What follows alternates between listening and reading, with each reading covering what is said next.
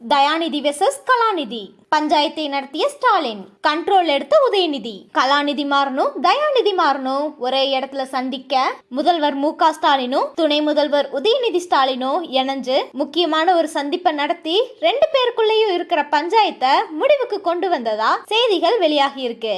Sun குடும்பத்தோட சொத்துக்களை மிகப்பெரிய அளவுல கைப்பற்றியதா சொல்லி கலாநிதி மாறன் அவங்க மனைவி உள்ளிட்ட 8 பேருக்கு அவரோட சகோதரனும் எம்பியுமான தயாநிதி மாறன் நோட்டீஸ் அனுப்பியதா தகவல் வெளியாகி இருக்கு.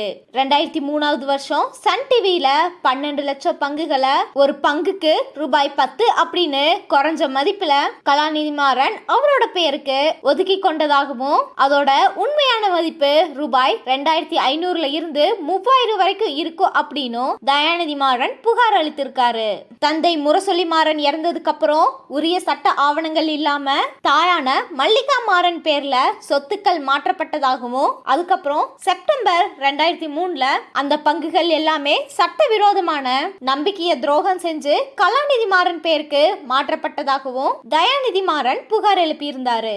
இந்த விவகாரம் பரபரப்பை ஏற்படுத்திய நிலையில இதுல எந்த ஒரு உண்மையும் இல்ல அப்படின்னு சன் தொலைக்காட்சி குழுமம் விளக்கம் கொடுத்திருக்காங்க.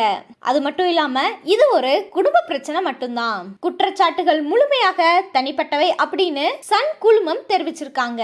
இந்த நேரத்துல முதல்வர் ஸ்டாலின் தலைமையில இந்த பஞ்சாயத்தை முடிவுக்கு கொண்டு வருவதாக மாணிக் கண்ட்ரோல் வெளியிட்ட செய்தி தெரிவிக்குது. கலாநிதி மாறனும் தயாநிதி மாறனும் மறைந்த முதலமைச்சர் கருணாநிதியோட மருமகன்கள் அப்படிங்கிறதுனால அவங்களுக்கு நடுவுல நடந்த பிரச்சனைக்கு அரசியல் ரீதியாகவும் குடும்ப ரீதியாகவும் முக்கியத்துவம் இருந்ததுனால ஸ்டாலின் தலையிட்டதா சொல்லப்படுது. முதல்வர் ஸ்டாலினும் துணை முதல்வர் உதயநிதியும் சேர்ந்து இந்த சந்திப்பை நடத்தியதாகவும் மாறன் சகோதரர்களோட அவங்களோட சகோதரி அன்புக்கரசியும் இதுல பங்கேற்றதாகவும் சொல்லப்படுது. பேச்சுவார்த்தைக்கு அப்புறம் ரெண்டு பேர்த்துக்கும் நடுவுல இருந்த பிரச்சனை முடிவுக்கு வந்ததா தெரியுது. ஆனா பொருளாதார ரீதியா எந்த ஒரு ஒப்பந்தமும் நடந்ததா இல்ல பிசினஸ் பங்குகளை பிரிச்சு சமாதானம் செஞ்சாங்களா அப்படிங்கிறது இன்னும் தெளிவா தெரியல.